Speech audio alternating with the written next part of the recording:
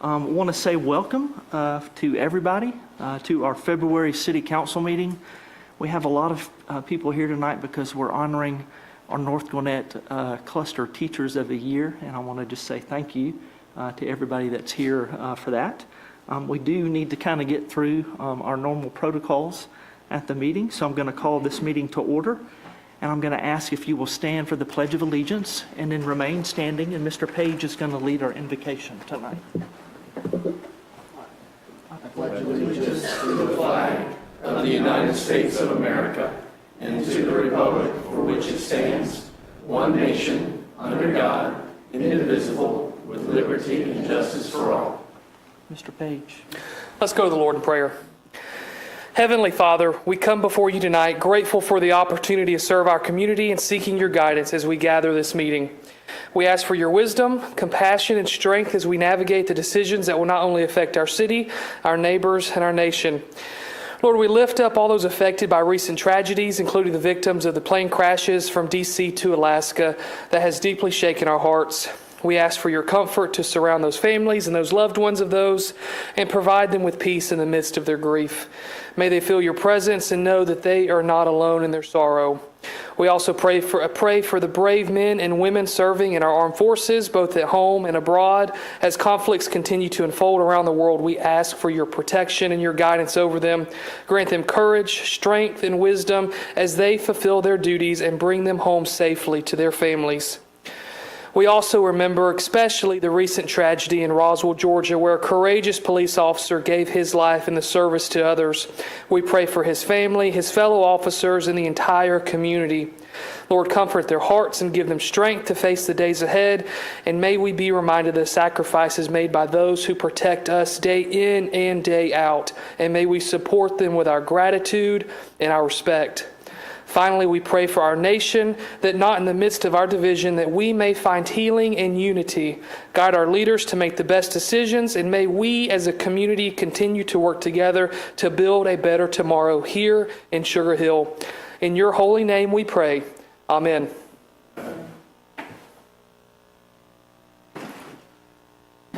Thank you, Mr. Page. First order of business is approval of the agenda. Is there a motion to approve the agenda? Motion to approve the agenda. I have a motion from Mr. Hicks. Is there a second? Second. Second from Mr. Page. All those in favor, please raise your right hand.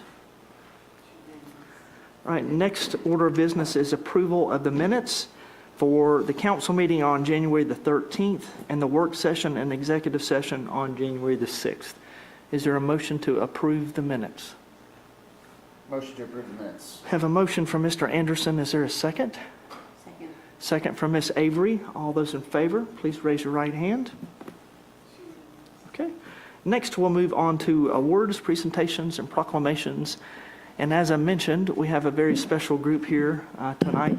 It has been our tradition each year to recognize both the Lanier Cluster Teachers of the Year as well as the North Gwinnett Clusters Teachers of the Year.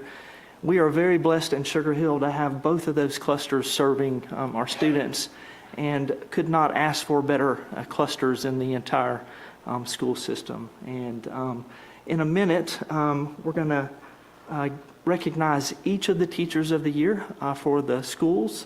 But before we do that, I am going to read a generic proclamation for everybody. Each individual proclamation has some specific information focused on each teacher. But before I do this, I want to just say again, thank you for what you do for our students. I think I have realized this, that we could say thank you a million times and it would not be enough to express our gratitude for all the great things that you do for our community. And so I'm going to read this generic resolution, and it has several whereases, so just bear with me as I get through them. Whereas these amazing teachers have spent endless hours in and out of the classroom teaching students and empowering them to think freely, and have helped their students develop skills such as questioning, provoking, and challenging all the ideas presented to them. And whereas they have engaged their students by producing innovative lessons that have real-life applications, and have thus promoted learning to their students as a lifelong endeavor.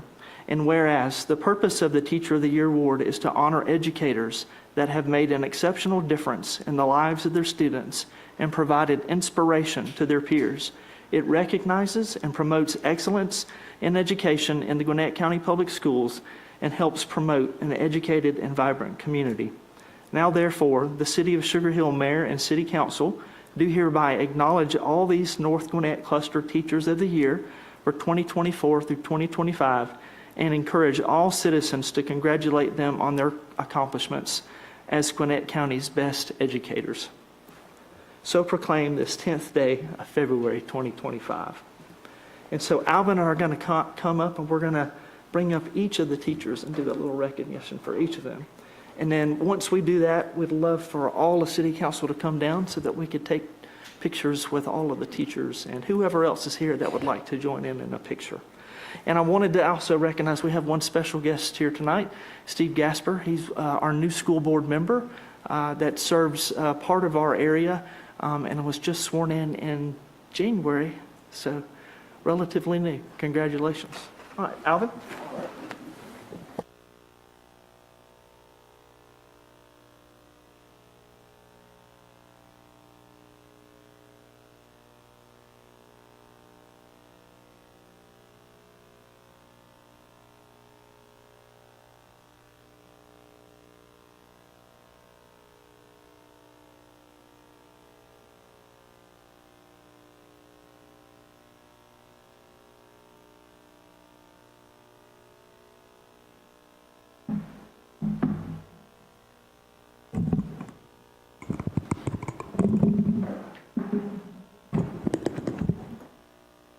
As the mayor has mentioned, it is actually super grateful to be in the midst of some amazing educators. And Steve, thank you for being here tonight in the honor of these amazing teachers and educators within our school system. So the mayor and I actually, we try to be, actually in all the council, we try to be as visible as we can within our schools because, again, it plays such a vital part to our community. Because as the mayor likes to always say about all the students, they're the most important piece of our community. So we thank you for what you're doing individually through our kids and through all of the administration that's there. So thank you for that. So the first honoree will be Megan Bell, who teaches all grade levels, reading and math, 12 years of teaching at Level Creek Elementary with 22 total years of teaching total. So congratulations, Megan Bell.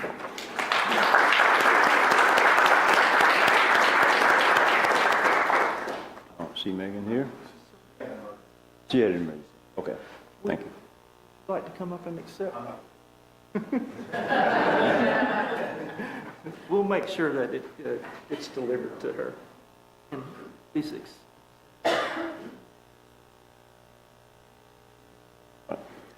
All right, next we have Catherine Freeman from Riverside Elementary. Catherine teaches 5th grade English and language arts. 4 years teaching at Riverside Elementary with 11 years total teaching. Ms. Catherine Freeman. Of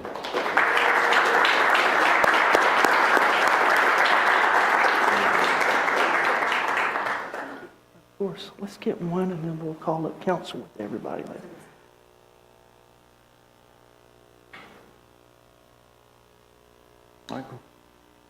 We have next from Roberts Elementary, Ms. Kristen Dunn, who teaches 5th grade, all subjects, 4 years teaching at Roberts Elementary with 8 years teaching total. Congratulations, Kristen Dunn.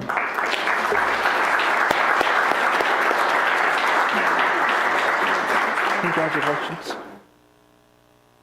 Keep going.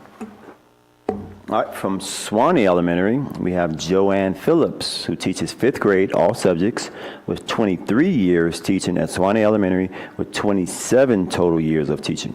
Wow, congratulations, Joanne Phillips.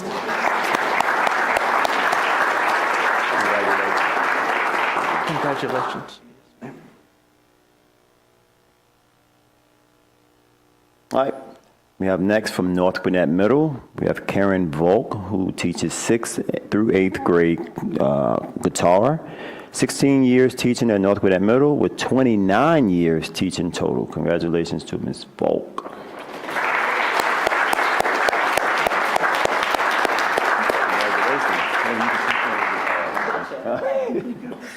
Congratulations. Thank you. And last and certainly not least, from North Gwinnett High School, we have Haley Garner, who teaches 9th through 12th grade language arts and teaching as a profession, pathway courses, 10 years teaching at North Gwinnett High with 18 total years of teaching experience. Congratulations, Ms. Garner.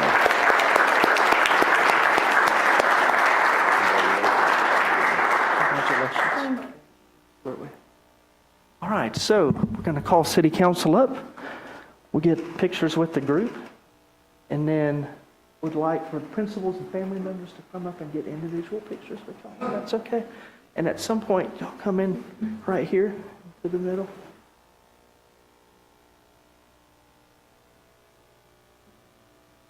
And Victoria will let us know how we need to organize.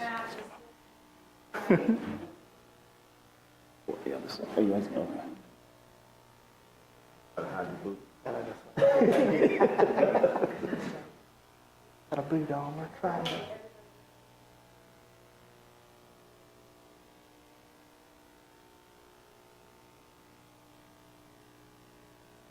All right.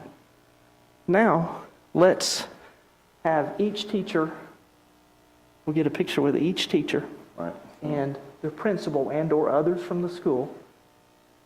So Megan Bell first, I guess. Let me start. Megan? Let's do that. Megan? Well, Megan wasn't here. I thought Megan wasn't here, right? Sorry, Catherine. Catherine Freeman. Yeah, there you go. And, Yep. sorry, we're,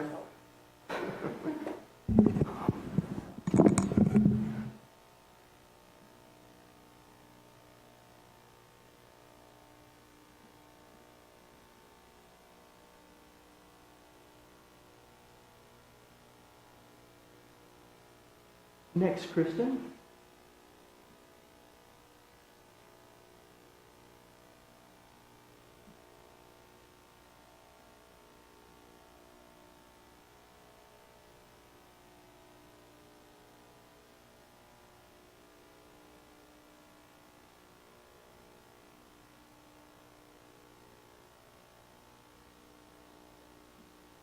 Joanne.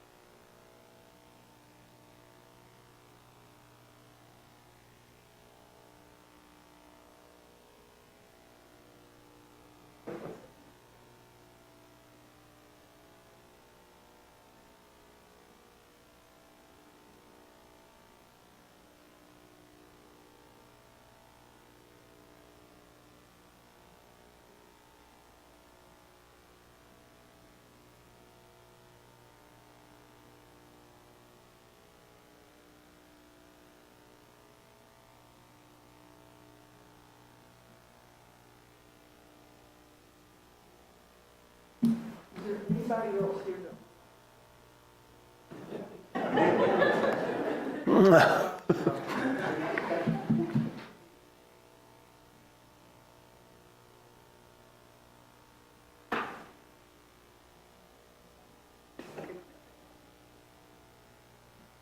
Is it? We appreciate y'all again.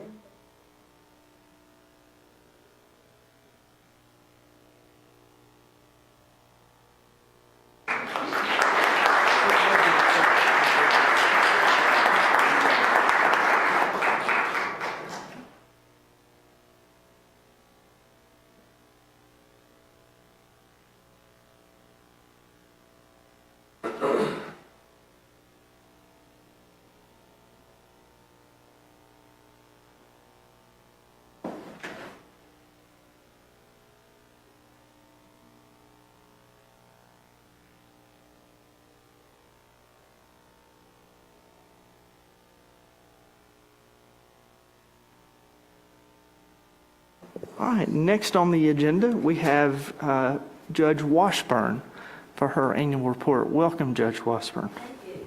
I can't believe it's been a year, and that's a tough act to follow, so thank you for putting me here. Ladies and gentlemen, I can't believe it's been a year since our last report, but it's been a rapidly moving year as well. And the memo, and I assume everyone's got a copy, the memo is to update you on what's been going on with the court for the past year. One of the things that I didn't include in my memo the last couple of years that I put in this one is that one of the things I'm required to complete is the Georgia Crime Information Center CJIS Security Policy Awareness and Training. And I'm sure our marshals are aware of it. But over in Duluth, where we are in the public safety building, the computers that actually access the crime information, Georgia crime information, are located in that building. So if you are in the building in that area and you have access to where those computers are, then you are required to go through the training. And Judge Barrett and I have done that now for about the past 4 or 5 years. To say that it's interesting, particularly to read through the different policies and to go through the awareness program is pretty interesting. Since I was here, I've been appointed to the mentoring program. I work with new judges being 5 years or less, and that's been interesting to meet judges from all over the state again, but in that capacity as a teacher.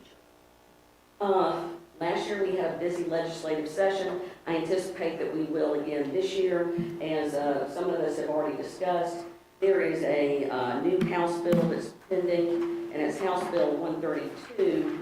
House Bill 132 is in response to City of Milton versus Chang. And I know from talking to Paul and Troy that you're aware, and I know Frank is, that you're aware of the situation that came out of City of Milton where they discussed a planter, which was a large set of tires coated in cement. Yes, I can see Art knows.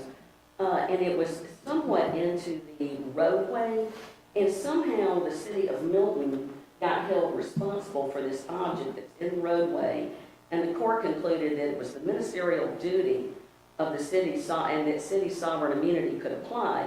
Then there was sufficient evidence to support that maybe the city had notice of this planter. I've gone through and read that several times, and one of the things that's been brought as a result of that is there's now some legislative pending, and the legislation that is pending is House Bill 132, and I think, Meg, did I send you? And that section 4 and 5, and I think Paul and Troy, Frank, you've already got a copy of that, but that does deal with municipal corporations and does deal with immunity. And what I was trying to figure out is where the municipal corporations don't waive immunity just because you get liability insurance, but then again, you need to look at what is the level available. So I expect that that will be a hot topic as far as municipal courts and municipalities are going to be for this legislative session. One of the nice things last year is there was an award named for me. I don't know if that means I'm getting old, right? But in any event, it was named for me and for Judge Rashida Oliver for the city of East Point, and I was quite honored to say the least. Now, one of the fun things we did back in October, the week before Halloween, we hosted the 9th District Judges meeting here in the city of Sugar Hill at the distillery, which you know is located over by the cemetery. It seemed appropriate that we would have a meeting before Halloween at a cemetery. So that is what we did. But what made this interesting is that we have city marshals, and we had 3 city marshals go with me and Creighton Lancaster, our prosecutor, after the September meeting, and we actually looked at the location and would it be safe for approximately 20 judges plus various guests to attend this meeting in that location. And we had the marshals that provided security that day were Marshal Tommy McElroy, Marshal Maya Santori, and according to LaShawn Murphy, the AOC, we're the first council meeting to have provided security for all the people that were there.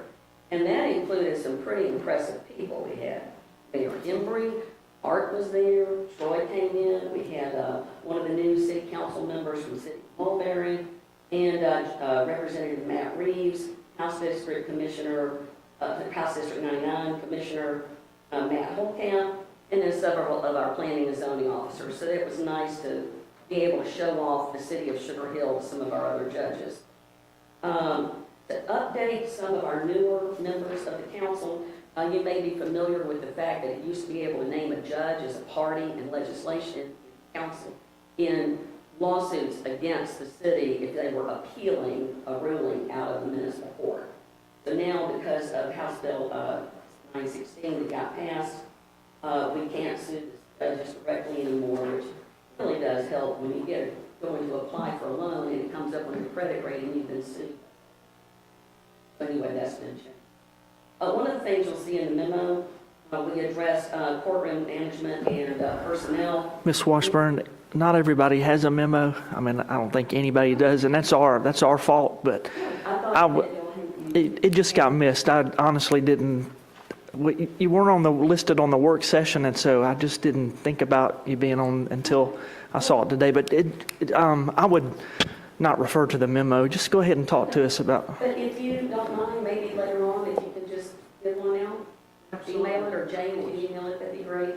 But one of the things that we addressed are the clerks and code enforcement.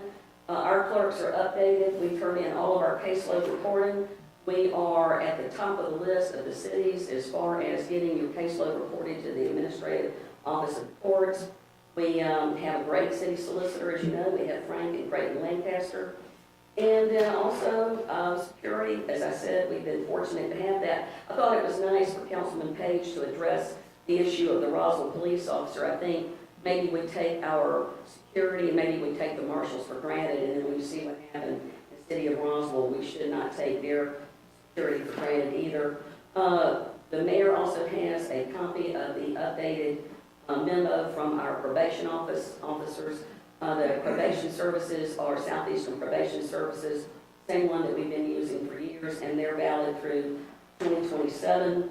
And then Troy Basesh was kind enough to bring that to my attention about some significant changes that we'll be dealing with, but in particular the city of Milton situation that's come around. One of the things I do think we'll be dealing with this year are failures to appear, warrants, and the case count. And again, Judge Barrett, and I appreciate the opportunity. All did I say within 5 minutes? You didn't give me the news. All right, any questions of Judge Washburn? Yes, Mr. Perkle.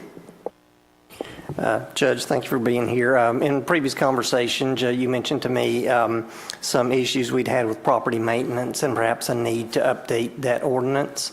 Are there any other things, they may be in your memo, I haven't seen that yet, but were there other things we need to address to help facilitate you doing your job? And that's one of the things that I noted that Troy Basesh brought to my attention is that there's been, I believe you said, an uptick in some complaints in the neighborhoods about other neighbors, and that is being brought to the city planning and zoning officers' attention.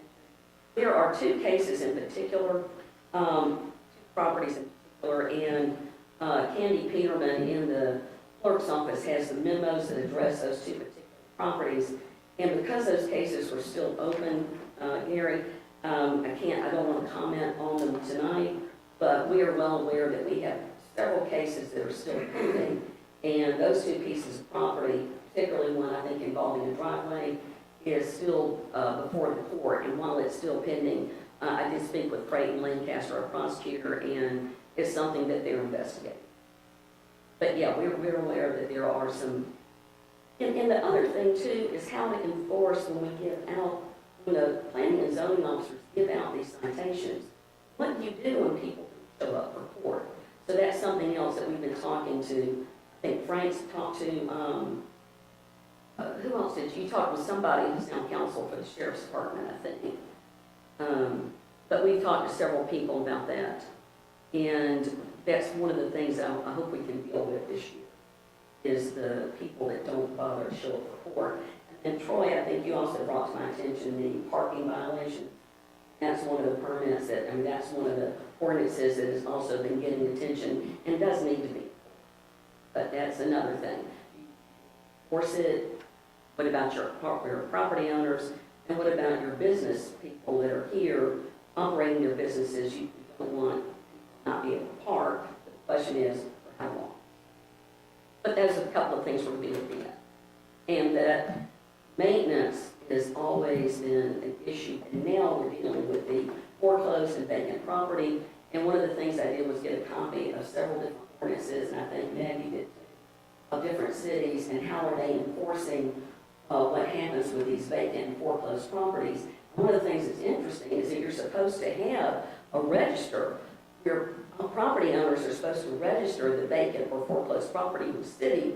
Well, if no one's living there, how does it get enforced? So that's one of the things we'll be looking at. But thank you for asking. I don't know if that was a satisfactory answer. Okay. All right, thank you. Mr. Perkle? Anybody else? All right, thank you, Judge Washburn.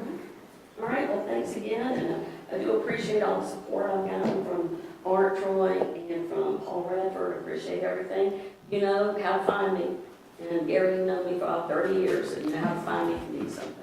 All right, thank you all very much. Thank you, Judge Washburn. All right, next we'll move on to our reports, and I'll start with our city attorney. Thank you, Mayor. I have no report. All right, thank you. We'll move on to city council, and I'll start with Mr. Page this time.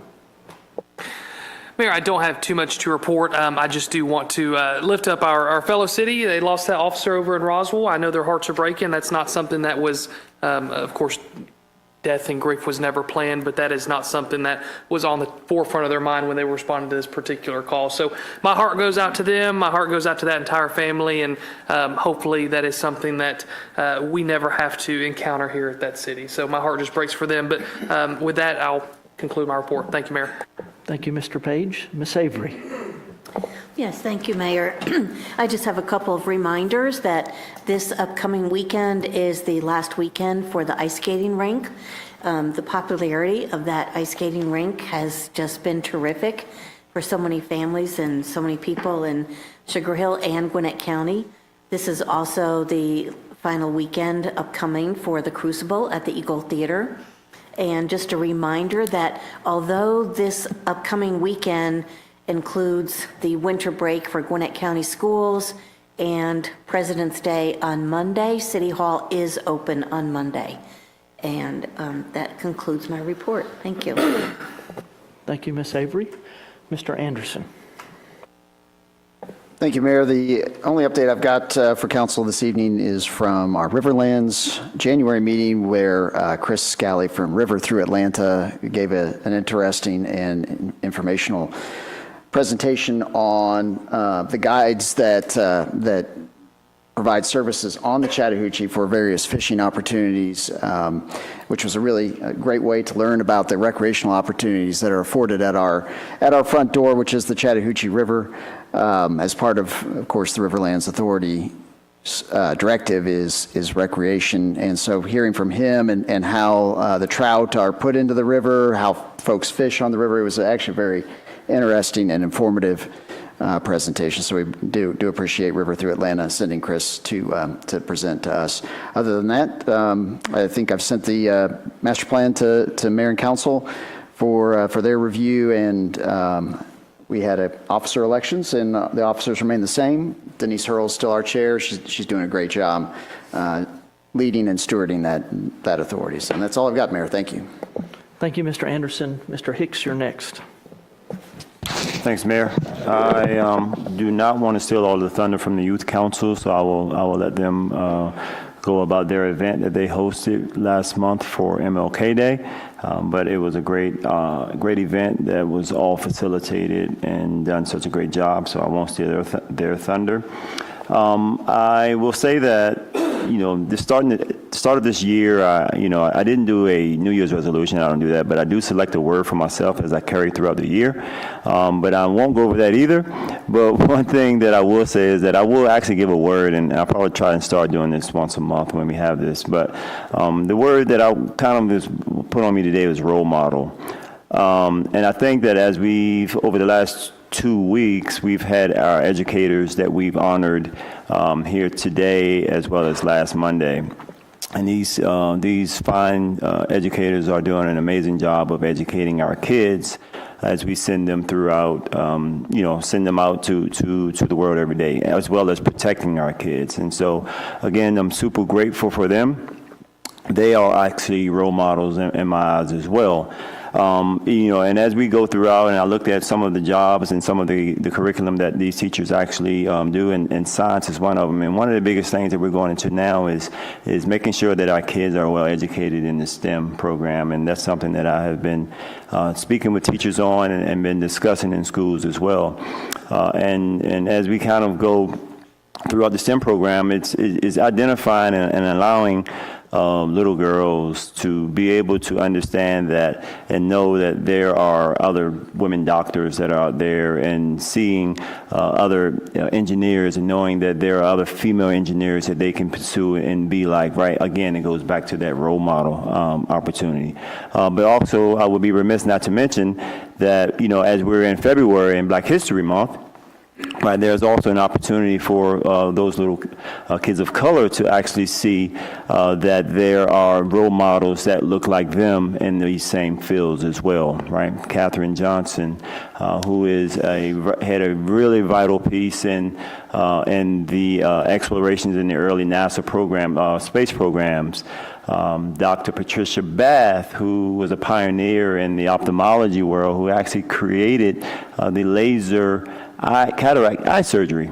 And so again, it's really, really, really important that we be also, us as individuals here that sit on council, but also you that actually sit in the audience, right? Whether it's on social media, whether it's in public, whether it's through your daily walks, is being role models for kids that you may not think that is actually looking at you, that may not be reading your articles or may not be reading your messages, but those are kids that is actually looking and will implement some of the things that you're saying, some of the things that we're doing. So it's super important that we become role models, even if we don't even sign up for the job to become one.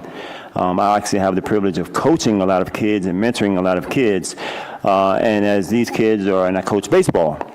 And as these kids are, picking up the balls after I just finished throwing BP, one of the things that pucks my nerves, but again, as they're putting the balls back, as they're throwing them in there, or as they're shooting garbage in the trash can, this infamous thing that everybody does is they're saying, Kobe, right? And again, they're emulating because that's who they see. That's who they want to be like. And so these little minor things like that we don't really understand and that we don't pick up, but we are all role models to some degree, whether we want to be it or whether we want to see it or not, we are. And I encourage you to actually embrace that. I encourage you to actually be the voice and the ear and the person that will come behind you one day. So thanks for your time. Thanks, Mayor. Thank you, Mr. Hicks. Mr. Perkle. Thank you, Mayor. No report. I do have just a brief report. I want to talk about a couple of partnerships, and I think that Mr. Basesh may have what I want to pull up. And I'm not sure which one is first. I would go ahead and start, but all right. So I want to talk about just a couple partnerships here in the near future. As many of you know, we've had a number of student suicides this past year. 2 in our middle schools and 1 in our high school. I happened to be coming back from a trip when the high schooler, Braden Hemphill, was involved in a police shooting. It was later determined that was considered suicide by police. I think the thing that was the most tragic to me about that was that Braden, who went to Lanier High School, was not even on the radar screen within the high school, and it just honestly, it just broke my heart that a student like that could be missed. And I pulled together some people from our community, our Lanier Cluster principals, Pastor Chuck Allen at Sugar Hill Church. They do a lot related to mental health counseling. And I also pulled in just some school counselors that I was familiar with and had worked with in the past. And we came to the conclusion as a group that when it comes to suicide awareness and prevention, that we can't put the burden on parents and our school counselors. They just have too much going on, and it's just not possible for them to be aware of these issues with every kid. And so this training, which is funded by a grant that has been given to Sugar Hill Church, is for people like you and me, barbers, cosmetologists, people in our community that just interact with people each and every day that might want to learn how they can play a role in suicide prevention and awareness. And so this is the first date for training that they are providing. We're also going to be doing some community conversations, again, around mental health, suicide awareness, and suicide prevention. And honestly, just giving people an opportunity to come in and talk about their experiences and their feelings. And so while that may not seem very significant, I think sometimes when you destigmatize mental health and suicide, then it helps people understand that in this community, we're a safe community, and you can come and you can talk to anybody if you're having challenges. And so it's something that's real important, I think. I'm not aware of this type of partnership anywhere else. Again, there's no cost to the city at all.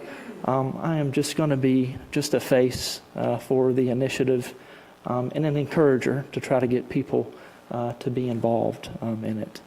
And so if you have an interest in the training, there is a cost, unfortunately, for this, just to cover the cost of the training.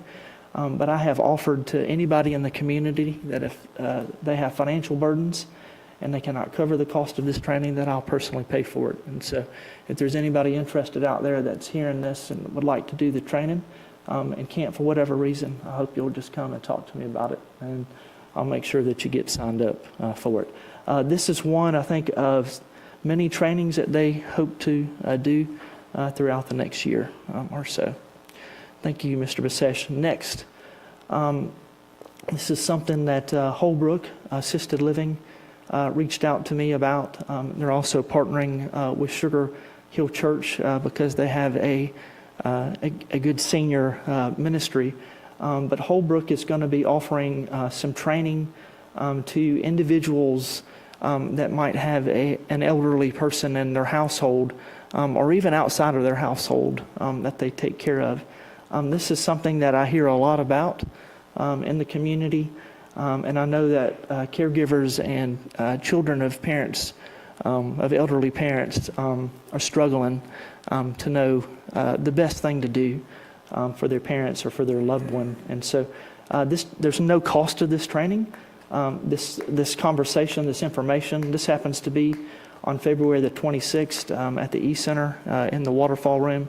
It's open to anybody that would like to come and just hear a panel conversation from some experts that are caregivers. And I would open that up to anybody that'd like to be there as well. And again, those are just a couple of the partnerships coming up that I just wanted to mention to everybody. Thank you, Mr. Basesh. Next, we'll move on to the city clerk for her report. Ms. Whittington. Thank you, Mayor. Just a few quick reminders. If you plan to travel and need a passport, the city does issue passports by appointment. You can set the appointment up online or call the city's main customer service number, and they will schedule an appointment for you. We also take the passport photos. Last month in January, we issued 187 passports and 15 new business licenses, along with all the renewals. But in the 15, one of the new businesses was the Einstein Bagels, located near the Kroger Shopping Center. And also the Spice Wing that's located in that same shopping center has a new owner that registered this past January as well. So that's some of the businesses coming into the city. The business license renewal process ended January 31st, but It did and it didn't. It's still ongoing for the paperwork that's coming in, and we're trying to get all the licenses renewed.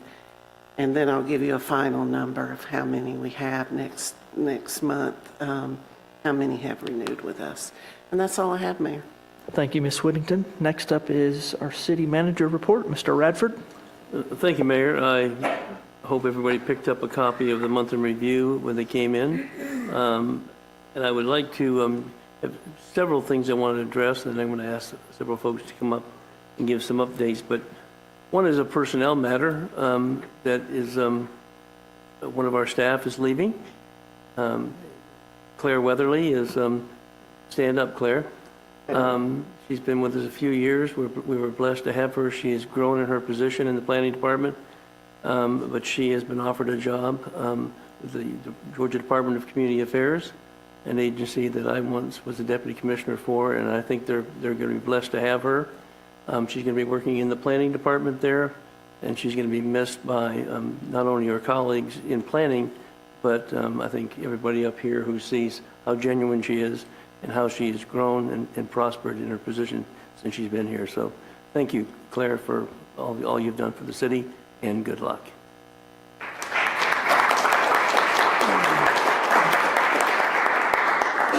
I know we have Avery here, but we won't go over any details about events yet. Just look for March 24th, which is the birthday date of the city of Sugar Hill. We will be making our 2025 bowl and theater concert series announcements. Is it what? Fingers crossed. Well, yes. Hopefully we will be there. But I think as she's working on it, I know it's going to be a fabulous set of artists that touch on almost every genre. So we're excited about that for 2025.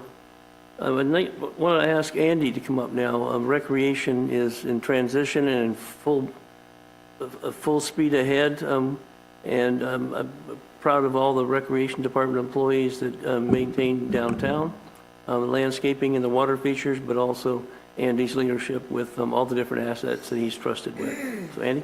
Thank you, Paul. Mayor and Council, good evening. It's been a while since I've been in front of you, I think. Hope everyone's been doing well through our winter and hopefully going into spring soon.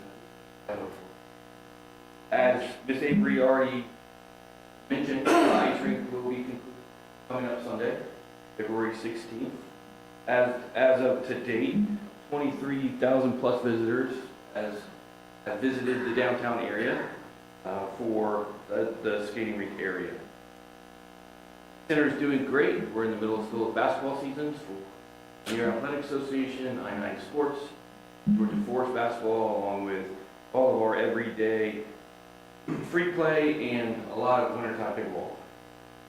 Our parks are staying busy. Soccer season in full effect out of Purple Park. Getting great.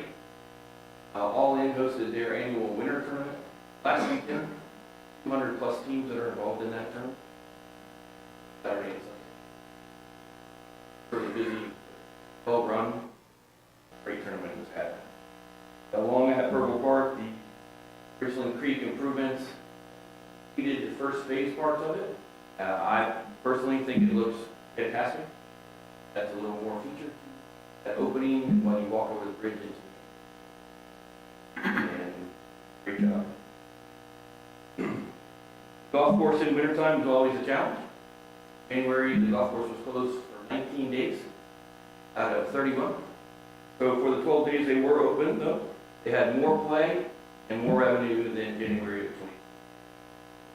Say that golf is slowing down would be every day that golf course is open. A couple small projects that are happening up there will get ready to happen hopefully within the first quarter, but I believe that's it. So unless there's some questions, I'd like to say thank you. Have a great week. Thank you, Mr. McQuaig. Any questions? And I do say that I've heard great testaments about the tournament at Great Purple Park last weekend, but not just for the crew that was there, but that amount of teams that was there, it drove people to our local businesses. I heard that Einstein Bagels was out the door from people that were going there, and then local businesses were flourishing. So that was a great ad as well. Definitely a great true testament to just having the businesses within our town, but actually drawing those. And then I'm in the baseball world, and it's been awesome seeing on social media people going on tournaments for golf tournaments, and actually using the Sugar Hill Golf Club for their tournaments. So it's super exciting to actually see that as well. So great job you guys are doing. Thank you, Mr. Hicks. And Chief King, just to give us a brief update, if you will, and then we'll conclude with Roy giving us a construction and operations update. So, Chief? Mayor, City Council. Last month, the Marshals logged 2,119 1,004 tax, business tax. We also participated in 7 outreach and community police. We participated in the Sugar Knockdown Drill with education and teachers. We also participated in an active shooter drill that was hosted by Church. Our youth empowerment program had 2 classes that month. Marshals also were asked to judge at the White Oak Elementary Science Fair. Thoroughly enjoyed and were extremely impressed with some. I've talking about it all day. Stanford did a meet and greet as well, and some of our marshals completed some training. Marshal Ritter went to an internal class down at Macon. Deputy Chief Smith attended the FBI National Academy chapter, and Deputy Chief Smith and I also have been attending 9 chiefs as well as the clinic.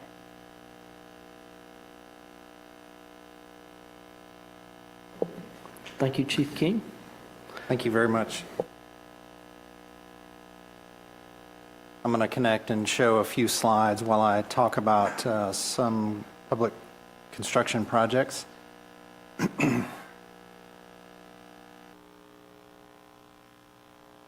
Our IT staff that's going to help me through this and get a project slide for you.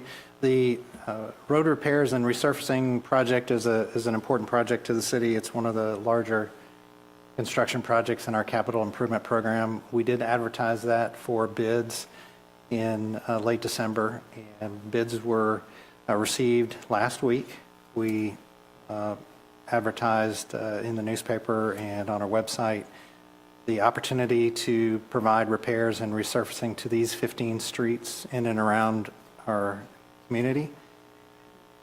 On our website, we did receive 13 bids for the project. I think it set a record for the number of bids. It even exceeded the places we had to record the bids on our bid sheet. So shame on me for underestimating how much interest we would have. But we did receive 4 that were under budget. So we're currently evaluating those bids and hoping to present that at the meeting in March for contract approval. I think we mentioned at the last week's meeting that there are some additional funds through the LMIG program that we do anticipate receiving here in the next month or 2. Last year, we chose to add those in as a contract amendment, and we will, because this is structured as a unit price bid contract, we'll do the same this year. The Highway 20 Bridge project, that contract was let in late '24, and currently the contractor is working on utility relocation, primarily with Georgia Power, getting the overhead lines underground on the north side of Highway 20. We do have a small portion of the project that is in conflict with a water main and a hydrant on the south side of the project. So that is the focus right now on that project. 2 other projects that I want to talk through just very briefly are the Highway 20 widening project that is currently a Georgia DOT project. They have hired E.R. Snell to complete the improvements to Highway 20 from Buford Highway to Peachtree Industrial. We are a partner on that project because we funded the Greenway Trail construction from Peachtree Industrial to the shopping center as a part of that. It's in E.R. Snell's contract, and there will be a separate bridge that will attach to the current railroad bridge that will convey users of the Greenway Trail across the railroad. And then also the Transco meter upgrade project is a large component of our capital improvement budget. That one is currently in design, so Williams Transco is designing the improvements for that. So we have not seen any design documents yet, but we are getting ready to ramp up biweekly meetings on that, and I'll have more next month. We are gearing up also for a few sidewalk projects that we anticipate advertising here in the next month. And we've talked about this one as the lead component of it, which is Peachtree Industrial Boulevard on the east side. And this will continue an enhanced sidewalk on the east side of Peachtree Industrial from just where the Ryan Homes project is north to Spring Hill Road. And the school is just to the west of Peachtree Industrial here, so provide a pedestrian connection. I did reach out to Gwinnett County for some additional funding on the project, so I'm waiting to hear back on how much they can participate in the project. And so we'll let you know more about the advertising for that. With that project, we do have some additional work that we want to complete on Spring Hill. And there is a short gap on Spring Hill that would provide some continuity on the north side of Spring Hill. This is from, on the right side of the image is the Church Street extension where it ties into Spring Hill, and then to the left side of the image is closer to Level Creek Road. So there's a short gap there. We want to fill in the sidewalk on that side of the road. One more item here. We are planning to include some unit prices so we can complete some short segments that are currently gaps in our sidewalks in our downtown. So one of those is on Church Street by the distillery, for example, all the way to Level Creek. So that'll complete a short section there as well. We are working on some site lighting improvements at Ridge Lake Park. This is just for the entrance. There are some solar light manufacturers we're talking to about providing entrance lighting for that location. This keeps us off of the grid and off of the reliance on Sony EMC for lighting along that location. We are getting a price from Sony for some decorative style lights along Highway 20, but their selection is very limited, so we've had to steer them in a particular direction. So this just gets the safety component out of the way, which is what we're looking to accomplish there when the gates are closed. Another element at Ridge Lake Park is some playground reference imagery. That's kind of the stage we're at with the selection of location for playground equipment and what we're looking for. So Andy is taking the lead on that. We'll be engaging a playground contractor for layout and for installation on that. Another project that is still in the very early stages is the Hillcrest Greenway Trail. This is in the preliminary right-of-way phase. I don't really have much to show you, but we are looking at some various alignments that is currently compatible with a number of the developments and neighborhoods along Hillcrest on the east side. So this is going to skirt the back sides of a few of those developments and then make its way up to South Richland Creek Road. From a public sector to a private sector transition here, some of the construction that's taking place in the Lyric project involved the tenant improvements at Starbucks. This is on the corner of Temple and Highway 20 across from Sugar Hill Church. They are proposing the construction of mezzanine seating above the service counter below the image here. And I'm not sure exactly how many seats it's going to accommodate, but something like 25 or so seats on the mezzanine. So it gives a great view and certainly opens up the view into the space from Starbucks standpoint. The operator of this location is currently operating a facility Crabapple Milton and also in Woodstock. So those two locations are very comparable to this. They're not vehicle-centric. They're very focused on what we wanted to achieve with this location, which is something that is a gathering place and introduces people to downtown Sugar Hill. Some other views looking back up at the mezzanine from the main level on Temple, and then also the seating area in the mezzanine location. One other tenant improvement project that I know Paul is very excited about is the Kilwins chocolate and ice cream location. So that is also on the Lyric storefront. They are actually moving a lot faster than Starbucks, so we do anticipate them opening in early March. Starbucks had some lead time issues with some of the equipment, so they're taking a little bit longer.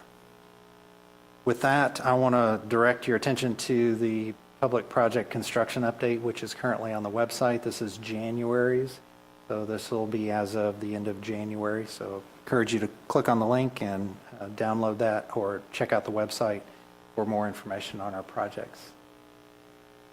Questions? Any questions of Mr. Basesh? QR codes they've become the rage again all of a sudden. Everybody's doing them. Thank you, Mr. Basesh. Mr. Radford, are you done with your city manager's report? That concludes our report. All right, thank you. Next up is the Youth Council. Please come on up.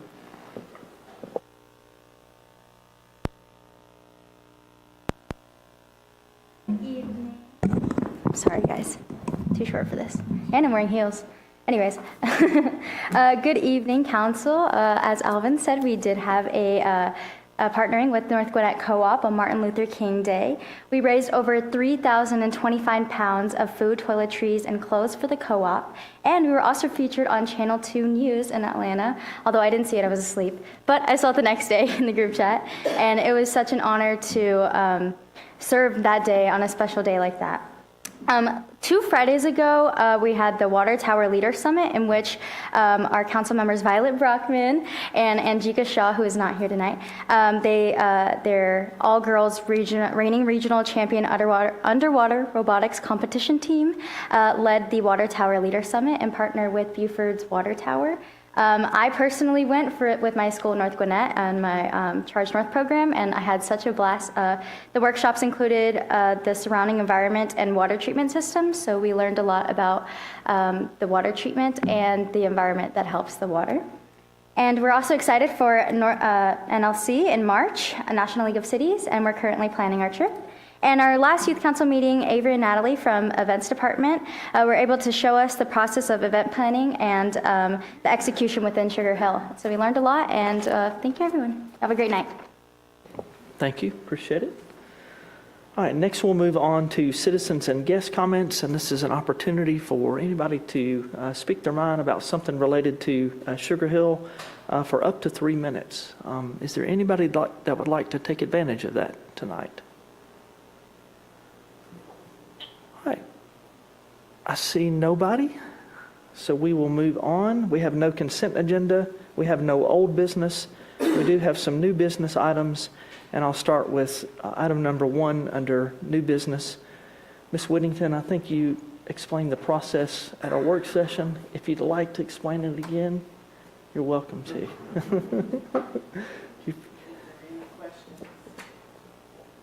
Oh, all right. Is there any desire to take an action on item 1 tonight? All right, we will move on to the same for item number 2. All right, and we will move on to item number 3, Mr. Perkle. Thank you, Mayor. At the end of last year, we passed a moratorium on development for apartments in the Central Business District and Town Center overlay due to some items that were discussed in terms of other projects and contingencies for that being apartments in the downtown area. It was discussed that currently that is a use right, and I wanted to have that require a vote of the council, so see that it be moved from a use right in those areas to a special use permit.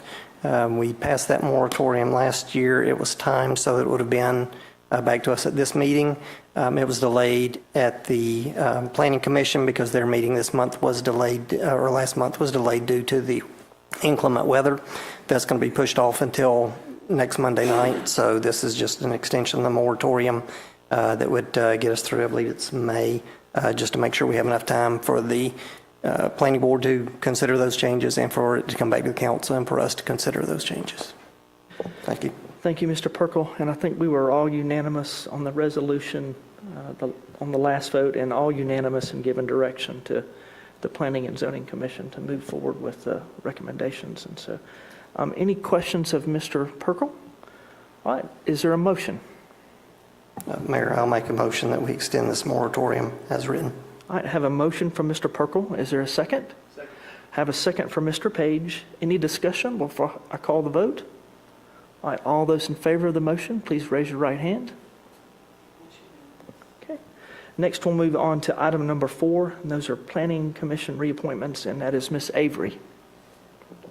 Thank you, Mayor. Our 5-member Planning Commission has the 5 members that serve 3-year terms. At the end of December 31st, 2024, the 3-year terms for Post 1, held by Rosemary Walsh, and for Post 2, held by Jason Jones, had their term had come to an end. I contacted both of these members, and they have both expressed the desire to continue serving on the Planning Commission for the next 3-year term. So therefore, I will make a motion that we officially reappoint Rosemary Walsh for Post 1, Jason Jones for Post 2, for the 3-year term that begins January 1st, 2025, and will end 12/31/27. All right, any questions of Ms. Avery? And she made a motion, so I'll accept a motion from Ms. Avery. Is there a second? Second. All right, second from Mr. Anderson. Any discussion before I call the vote on the reappointments? All right, all those in favor of the reappointments, please raise your right hand. Okay. All right, that is all that we have on our agenda. And we do have a need for executive session tonight to discuss a couple real estate matters and also some personnel matters. Is there a motion to go into executive session? I'll make a motion for executive session. I have a motion from Mr. Hicks to go into executive session. Is there a second? Second. Second from Ms. Avery. All those in favor, please raise your right hand. All right, we're going to go into executive session, and we'll come back out when we're done. Thank you.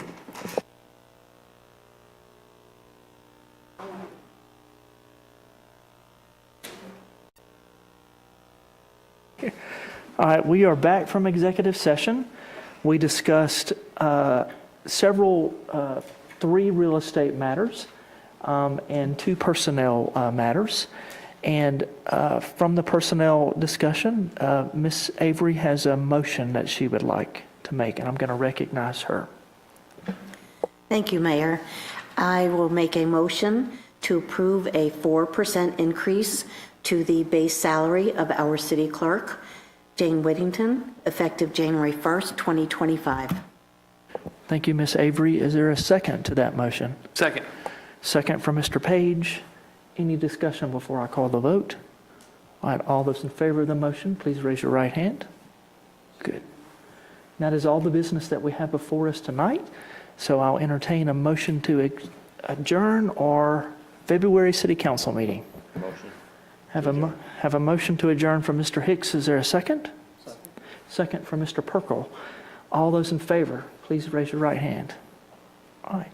We are adjourned until March.